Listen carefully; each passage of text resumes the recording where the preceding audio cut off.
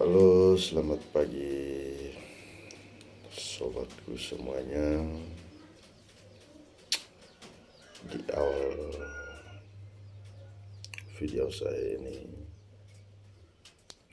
saya terlebih dahulu ingin memperkenalkan diri saya. Eh, Biar tidak ada pertanyaan dari teman-teman soal siapa diri saya. Jadi baik teman-teman, nama saya Maximilian Petrus Naben, biasa disapa hari-hari itu Max,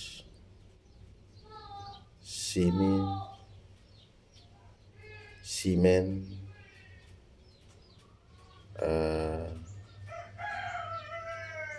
itu panggilan harian saya dari teman-teman, dari keluarga. Nah, di sini teman-teman, saya berasal dari Kupang, NTT, tepatnya di Kabupaten TTU, di daerah Kecamatan Nyomafa Barat, Eban. Namun saya sekarang berada di Kupang karena pekerjaan saya di Kupang, teman-teman. Jadi itu singkat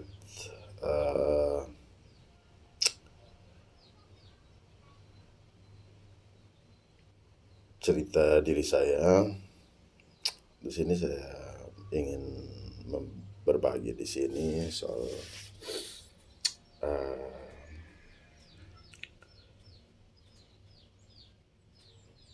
manusia yang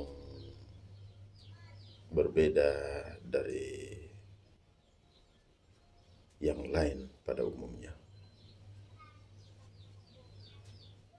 Jadi saya mengambil satu poin di sini, jalan hidup dari orang tersebut. Orang yang terlihat berbeda daripada manusia pada umumnya. Orang yang berbeda itu bisa dikatakan orang pilihan atau orang yang tidak tahu dia terlahir itu seperti apa. Nah, itu bagi yang belum mengetahuinya. Namun ketika kita sudah di titik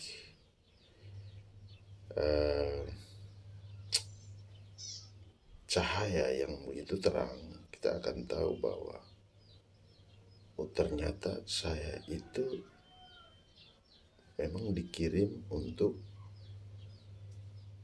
sebagai terang dalam kegelapan dunia. Jadi di sini saya menceritakan kisah hidup seorang pilihan semasa kecilnya,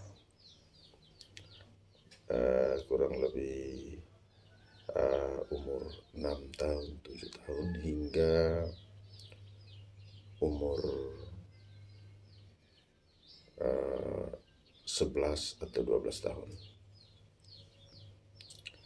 Jadi begitu teman-teman, kisah hidup seorang pilihan di umur-umur 6 hingga 12 tahun itu, hingga 12 atau 13 tahun itu, dia mengalami tekanan yang begitu keras teman-teman. Dia akan mengalami tekanan yang begitu keras karena keinginan dari orang tua tidak sejalan dengan apa yang dalam dirinya dia.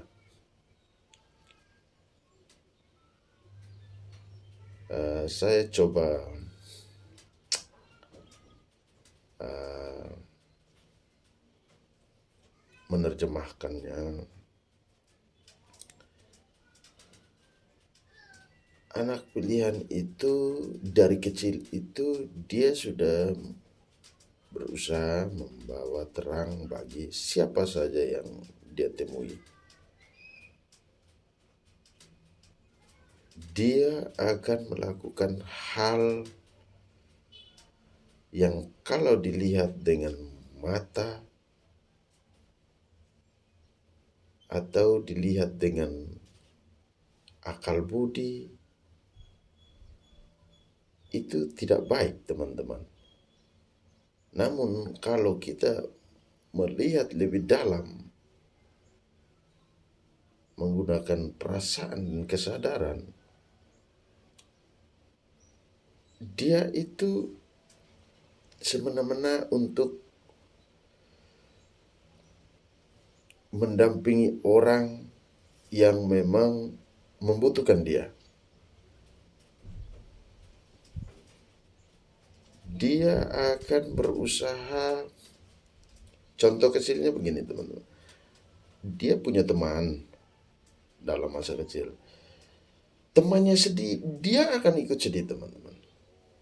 Temannya senang, dia akan ikut senang. Namun lebih cenderung dia ke orang yang kurang senang, orang yang kekurangan ekonomi keluarganya minim, atau usaha keluarganya kurang lancar. Itu dia akan berusaha mendekati orang atau teman-temannya itu. Dia akan melakukan segala hal yang bisa membantu. Contohnya dia akan berjalan bersama temannya. Ketika dia melihat temannya di rumahnya itu makannya tidak ada, itu hati kecilnya itu tergerak, teman-teman. Dia akan melakukan sesuatu untuk membantu. Nah, tindakannya dia itu ada kalanya yang kurang bagus, teman-teman. Dia akan melakukan tindakan seperti mengambil barang dari rumah tanpa sepengetahuan orang tua. Dia berbagi terhadap teman-temannya. Nah, hidupnya itu dia tidak hanya di rumah, dia tidak bisa duduk tenang di rumah.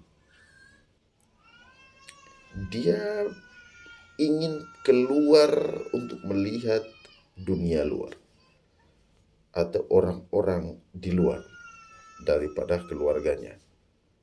Nah, di situ dia punya jiwa, punya perasaan, kesadaran untuk membantu. Namun apa bertentangan dengan keluarga orang tua, ya, itu memang sangat tidak baik, teman-teman. Kalau kita mengambil tanpa sepengetahuan orang tua. Tapi perasaannya dia semasa kecil itu kok bisa dia berpikir seperti itu. Ya. Dia mengambil beras, dia mengambil jagung, atau dia mengambil uang, dia akan berbagi. Itu satu sifat orang pilihan masa kecil. Yang berikutnya, dia akan terlihat tidak nyaman di rumah, teman-teman. Karena di rumahnya itu diliputi oleh hal duniawi yang dimana membuat dirinya itu tidak nyaman. Hal duniawi seperti berbuat harus sesuai dengan apa yang diajarkan apa yang didapat dalam pendidikan. Orang pilihan tidak seperti itu, teman-teman.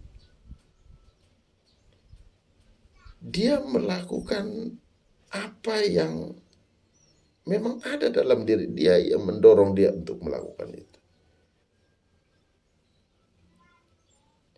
Dia akan lebih senang melihat kesenangan orang lain daripada kesenangan dirinya dia. Seperti itu. Dan di situ bertentangan dengan kemauan orang tua, keluarga, adik kakak, dan lain sebagainya. Ketika bertentangan dengan keluarga orang tua, dia akan dididik habis-habisan, teman-teman.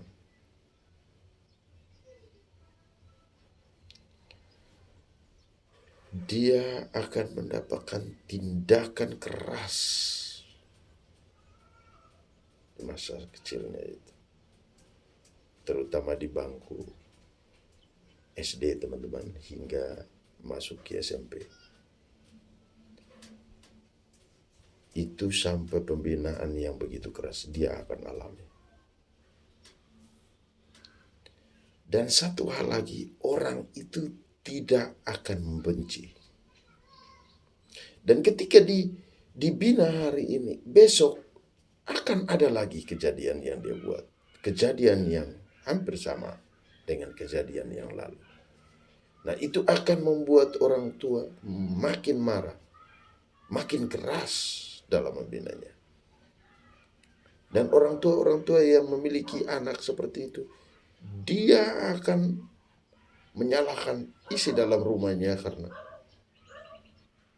anak ini kenapa seperti ini. Ya, teman-teman. Dia akan ditekan habis-habisan. Hidupnya dia, perasaan, kesadarannya dia akan dikacaukan saat itu. Dia tidak bisa melakukan apa-apa. Tapi ketika dia ketemu orang yang ini, dia akan melakukan hal yang itu lagi. Ya. Jadi seperti itu, teman-teman. Dan anak-anak pilihan ini, kalau ditanya cita-citanya mau jadi apa, dia bingung, teman-teman. Bingung. Karena ketika ditanya cita-cita dalam dirinya dia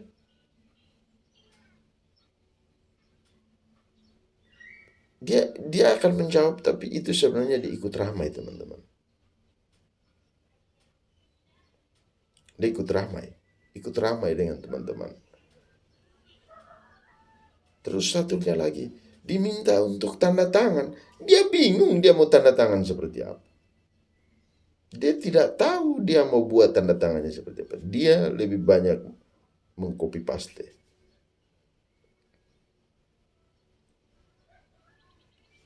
Dia akan melihat lebih banyak apa yang sudah ada, ya dia ikut tanda tangan. Tanda tangan, contoh tanda tangan, dia akan buat seperti itu.